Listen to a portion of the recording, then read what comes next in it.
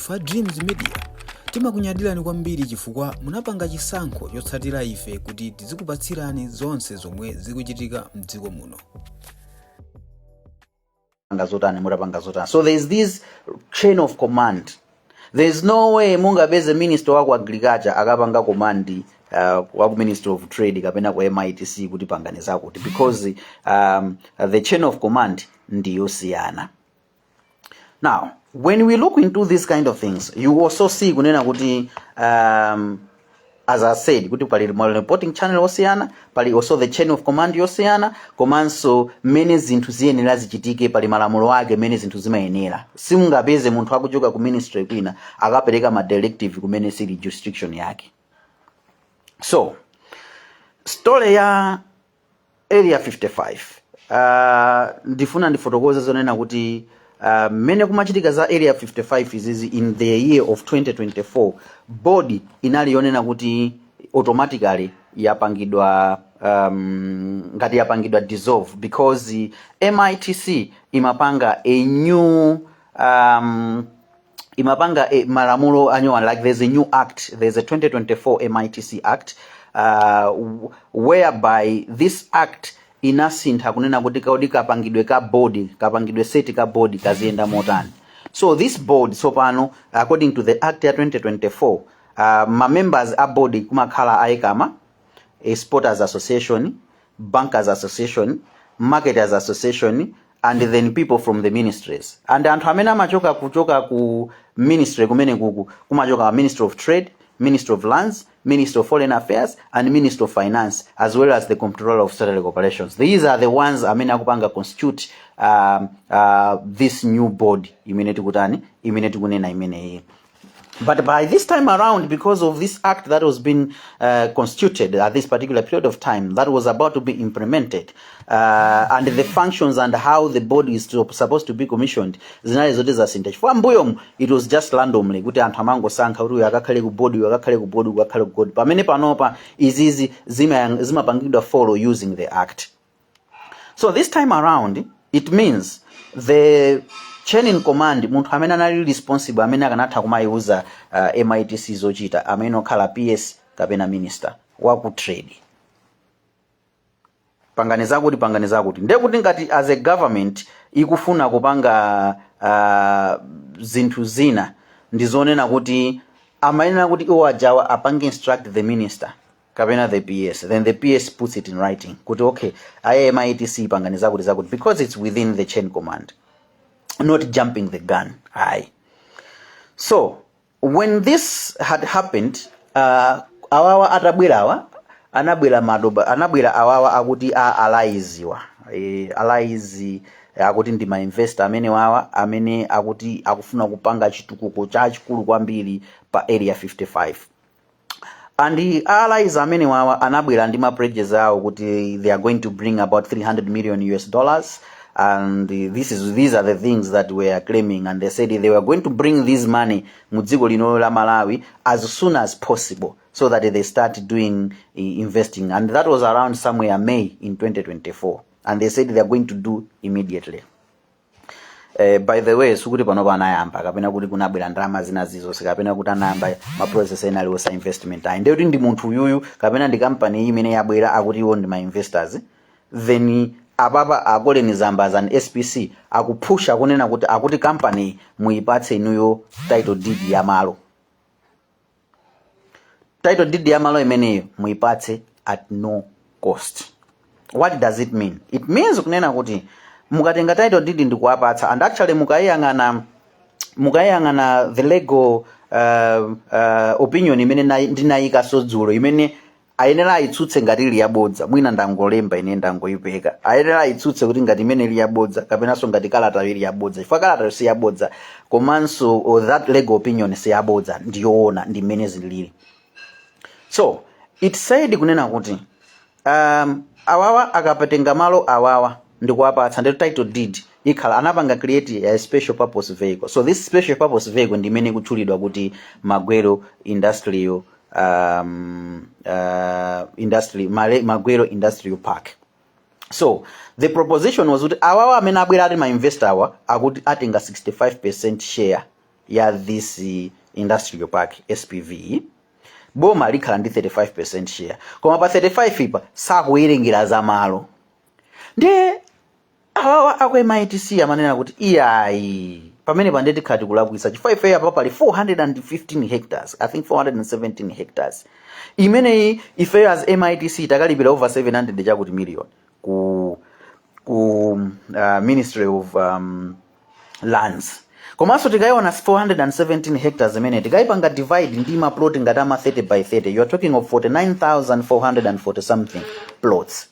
And tikaona ma 30 by 30 maplot amene wawa tikaiwerengera value yake nali pa 68 million. Mukapanga ma division ano mupeza zonena kuti plot imodzi ya 30 by 30 it was being costing somewhere around 2,384,000 kwacha, which is ndekuti ka value kochipirapo as compared to zijandi manena kuti 25 by 30 you pay 160,000, then development fee mukapira 9 million. Ijandi makambaso zoti in 2023 ku area 43 ku Ministry of Malawi Housing anapeza malo and amagulitsa kwa anthu 27 million. Maplot yake ma size yake it's almost the same.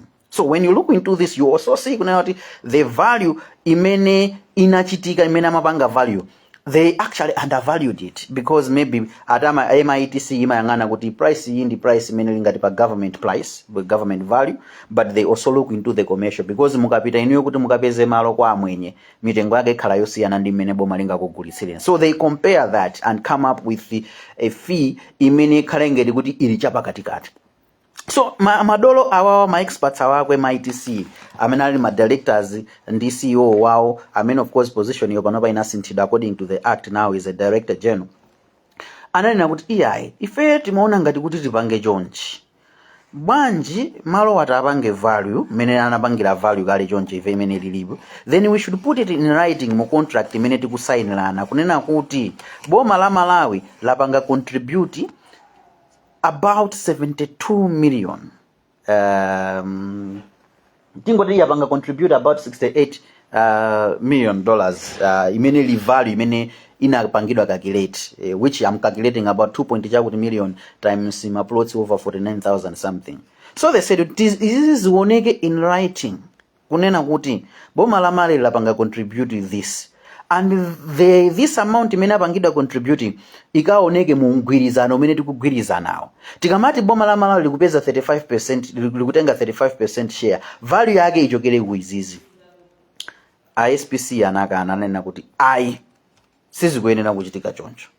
Malo wamwapeleka ulere SPV idzango kupatsani 35% shares. So they were like no, zinthu situnena kuti uyuyu atenga ndalama investor ndi kupatsa kuboma la Malawi, but it has to be in writing kuti pali malo apapa a value iyi ioneke. Iwo ajanakakamira kuti ayi sikufunika kuti zimene zizioneke pena paliponse. Now the question is, ndi chifukwa chani munthu amakanitsitsa zonena kuti paoneke in writing, kuoneka kunena kuti boma la Malawi la spenda lapeleka malo amene value yake ndi 140, because I remember as we said kuti malamulo samalola zoti munthu mupereke malo ulere. And if you can go back to the legal opinion imene analemba the Attorney General komanso lawyers amene anapanga evaluate analemba zonena kuti ndinapanga share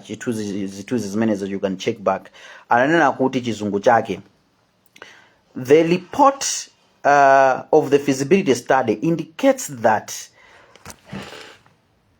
just a minute. Ananena the report of the feasibility study ndiyambire kuntunda. Analemba kuti on the 1st July 2024 at the office of the President and Cabinet OPC, which discussed the effect of my legal advice on the investors' expectation that it will be given free land, and the meeting of 2nd August 2024 regarding the same subject matter. There was a consensus in both meetings that the government cannot legally allocate public land for free. Attorney General amene ndi maloya ndiwozitsata akunena kuti amene wachifandesi ineyo itifandika khala ine munena kuti akuti ndilibe degree koma wanda Attorney General amene akunena kuti there is a consensus in both the meeting up of the 1st July 2024 and meeting up at 2nd August 2024 regarding the matter of giving land for free. Kuti ayi, the government cannot legally allocate public land for free, and end of the quote. Okay? So this has been said. And Attorney General akunena kuti ayi sisi kuyenera kupanga zimenezi. And he further says the feasibility study for the development of an industrial park was commissioned by the government of Malawi, the Export Development Fund, and the Africa Export and Import Afrexim Bank. Now tikambe nkhani za Afrexim Bank izizi tikunena kuti pali malo amene boma ndilawo, and pali Minister of Lands imene ili custodian wa malo amene ajawa, pali MITC imene imayang'ana zama investments, pali EDF Export Development Fund imeneso imayang'ana zonena kuti kodi zama investments zimayenda bwanji zili pamenepo. So malo aja muli nawo ndi anu, awo sakubwera ndi malo, sakubwera ndi china chilichonse, koma afuna adzatenge title deed. Akatenga title deed azikagwiritsa ntchito title deed imeneyoyo ndi kumapita kumakasaka ndalama, such that chiyambireni cha izizi kuchoka May imenemo mpaka na panopa ndalama zonse zinabwere chifukwa sanazipeze. Agwiritsa ntchito title deed yomwe imene tayipereka yaulere. Ndi ati tisekerere. Tikapanda kusekerera zimene zizi ati tisekerere. Tikakhala sitinasekerere zimene ndife oyipa. Tikakhala sitinasekerere zimene zizi we are bitter. Tikakhala sitinasekerere zimene zizi tikufunda atimana akuti atimanya Antonio ndi zimene akunena.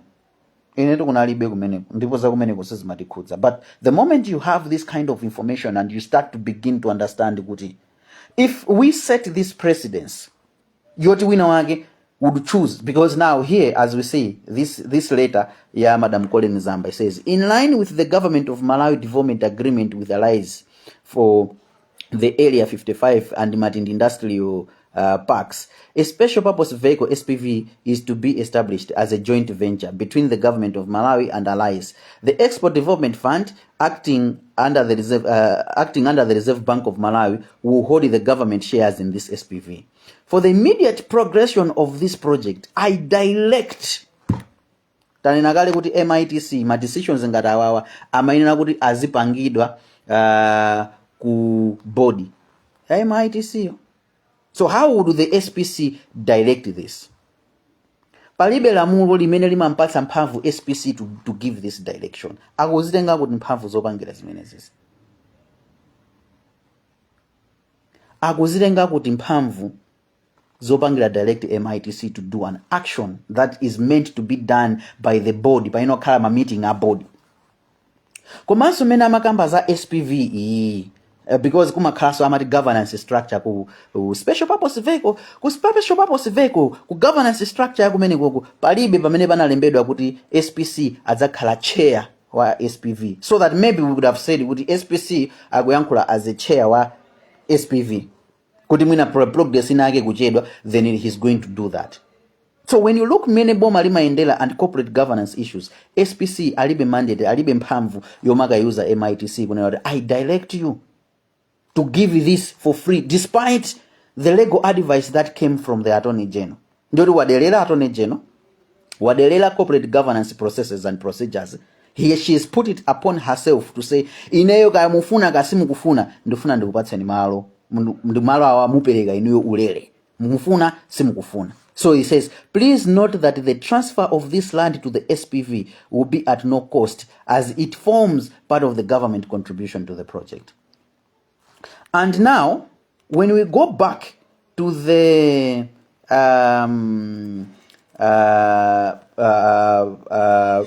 opinion ya Attorney General, ananena kuti I understand that the government of Malawi's entities would be required to inject a cash capital contribution of $72 million to the joint venture company for the 35% shares, while allies shall contribute a cash contribution representing 65%. Cash contribution imene unena kuchoka nthawi imeneyo mpaka na panopa sizinatheke, because as I'm saying, you can do your audit. Ma contract ambiri amene asainidwa motsogozedwa ndi Colin Zamba palibepo amene kupangidwa materialize. Palibepo. Not even emotes. Palibepo imene pangido materialize. So the Attorney General says, I understand that government of Malawi entities would be required to inject a cash capital contribution of $72 million to the joint venture company for the 35% shares. Then he says, as I understand it, the debt to equity ratio shall be 70-30. Thus, the total equity contribution is expected to be 204 billion.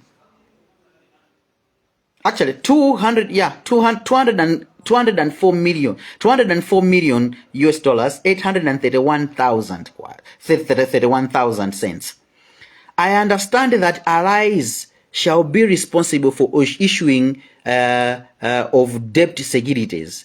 Nonetheless, the land shall be available for use as a collateral security for loans to be acquired by the joint venture and vis-a-vis SPV company. Now, this is what we are simply saying. Akunena kuti atenga malo amene apereka ulere aja. Awawa Allies iwa akutenga malo. So munthu wangobwera sanabwere ndalama sanabwere ndi china chilichonse koma akuti ndi investor. Mmene wafika muja mukumpatsa malo aulere, mukumpatsa title deed ya 417 hectares. And 417 hectares akagwisa ntchito as a collateral and security yoti azikasakira ndalama. So it's like boma munthu yulampatsa matools koma iye sanabweretsepo china chilichonse. These are the things zimene tikudana nazo. Tikadana nazo akuti talakwitsa.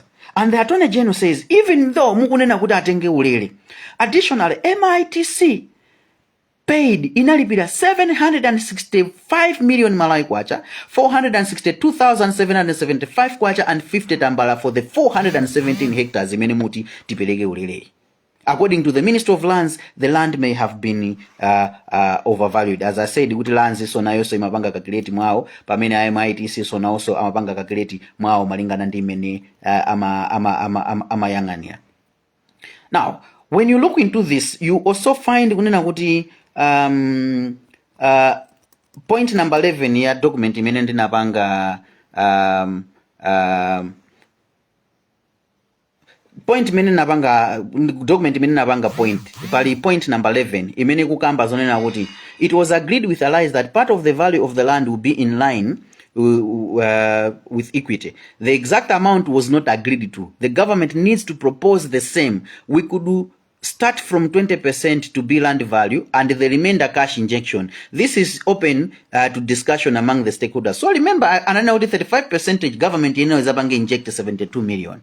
So our administration akuti iyai instead of tikapange inject 72 million tikanganiso ndrama zina chimene tikungwenera kuti feyo tipange tikungwenera titenge land imene ilipo kale 417 imene value yake ndi ya 68 million, then tiyambire pamene papa potsalapo ndrama zochepa zimene government itani iwonjezera. But the Colonel Zamba says no, malo apite ulere then boma likapeze 72 million to inject kuti ikapezeke 35% according to the document that I shared. So you already have an asset that makes a contribution to the 72 million. Munena chichitisa chiwerengera abatse ulere. Interest yake inali chani kunena kuti chinthu chapereke ulere? Interest yake inali chani kuti apereke ulere? I understand that this means that Allies agreed that the land would constitute part of the capital contribution by government of Malawi nominated entities. This slightly contradicts what was relayed to me during the meeting highlighted above, that 35% shareholding in the JV company represented the 72 million cash contribution. So Attorney General Abito Kafusa agamunamiza, and here he's putting it in the opinion. Is this going to go in contradicting information? Ndikafusawa akunena kuti kuzabwera 72 million. Ndikafusawa akunena kuti EI land ikunena kuti ibwere apa. So, he says, the above notwithstanding, I maintain my legal advice dated 22nd July 2024 that public land, including that which has been designated for investment, cannot be allocated for free. Moreover, MITC did not get the land from the Ministry of Lands for free. Attorney General ameneyo, then my Colonel Zamba akalemba kalata iyi. Imene mukuiona ili pa 20 May. Akalemba kalata imeneyo yoti issue it immediately.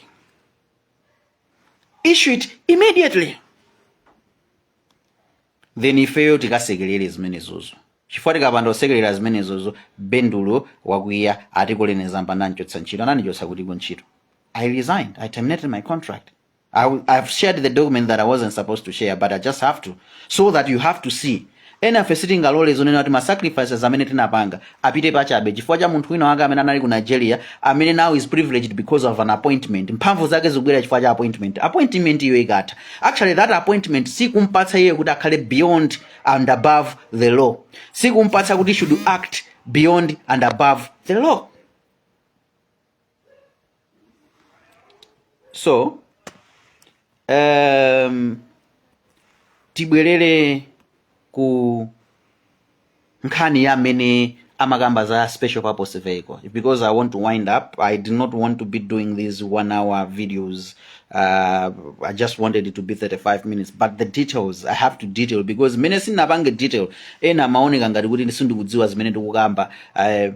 Izizi ndi zimene amapanga zoti when you're saying things like this they end up kupita kukauza president mabodza. Then ndifuna zonena kuti izizi tizike pambambana, because even a president would think kuti people have been lying to me about this woman. Nchifukwa ndonena kuti izizi ndabweretsa papazi ngati zili zabodza atsutse, because in my closing this is how I'm going to close this. Awawa asiwo watamuza zoti madam sitingapange izizi, anawakakamiza, anawalembera makalata, which I was privy to. Analembera makalata. Atalembera makalata amene wawa anauza zonena kuti anamulembera kalata yomuchotsa CEO. I'm deploying you from the MITC upite ukapange sekondi ku Ministry of Finance. So naye CEO ananena kuti aitu palibe lamulo limene ineyo ndikaona, I've consulted my lawyers, palibe lamulo limene likupatsani mphamvu loti inuyo mungandisunthe kuti ndipite ku Ministry of Finance. Nde kumeneko sindingapite. Ngati ndingapite gwiritsani ntchito mndandanda woyenerera kuti ine ndisunthe. Anamulemberanso nkumuwuza zoti ukapandopanga zimene ziti kuchotsa ntchito contract yako sipanga renew, because according to the act ndiye kuti the new term ikuyenera kukhala 5 years for the new CEO. Ndanapanga izizi mwachangu, they said okay, this is what we're going to do. Anapanga field body mwachangu, body jangu ipatsa instruction tachotseni awawo. Meeting ena akakhala CEO sana apite kumapita ma directors ena amene ati madam ife sitingapange zotsutsana ndi malamulo. Anthu amene onso anachotsanso ntchito. Anthu amenewo anachotsanso ntchito. So tikuyenera tidzifunse Amalawi, until when is this going to continue? Sitingasiye kuyankhula just because ndine MCP. Ndine MCP kuyambira kalekale, and I will always be MCP. Nabadwa mu MCP. My grandfather was MCP. And because of what we are simply trying to say here, we will never stop. Apanena kuti ya ikulitiya uko akungalula tiya sakungalula tiya ndi mwana amene anapita kauza mabodza akoleni zamba amugulira galimoto, so she feeds on those kind of things. Amatukwana anthu andamugulira galimoto kuti azitukwana anthu amali koleni zambawo, akutukwana anthu osiyanasiyana. And when we're speaking about this akumayankhula zake zambirimbiri ati attacking me, but those are minor issues ine singamuyankhetiya because alibemo nzeru mutu mwake, mulibemo content ina iliyonse, so we are not at the same intellectual level, we cannot be discussing anything. So akhozo kukamba zimene angakambe atopa, koma ine zanga zimene ndikukambazi atsutse. Ngati akufuna tipite ku court, because ngati akuti Anthony Bendulo akunama, ngati ndikunama ndikuti ndikumuyimbitsira mbiri koleni zamba, ngati ndikumuyimbitsira mbiri apite ku court. Ndifuna ineyo kwambiri apite ku courtiko so that tikatulutse izizi, because ndi ma evidence, ndi ma access to my minutes. I have access to so many things. So ya lero tisire pamene papa. As I've said, if anybody has got the control information, osati zombe ai Bendulo yo akuyamkhula chifukwa chakuti ine ndatulutsa maumboni anga, ndatulutsa ma documents awawa, ndi ndikuchallenge kuti amene akunena kuti ndizabodza abweretsa ma documents ake, osati zotukwana, osati zoyankhula zambirimbiri. Amene akunena kuti izi ndizabodza atulutse ma documents awawa. amene akuona zoti ndikumulakwira apite ku court, tikakumane ku court. Thank you so much. Tikuyamikeni komanso kukuthokozani popanga chisankho chokhala pamenepa kumvetsera komanso kuonera zomwe takubweretserani. Chomwe tingakupempheni choti ngati muli alendo pamudzi pano tapangani subscribe, chifukwa mukatero inu ndi ife tidzayendera limodzi kuyambira lero mpaka na masiku omwe akubwera kusogoloko. Timabweratu ndi nkhani zochokera ngodya zonse zinayi za mdziko lino, kotero kuti inu simukuyenera kuti mukhale kunja kwa nkhani zimenezi. Tapangani subscribe, like, comment komanso share kuti tikhale limodzi mu ulendo umenewu.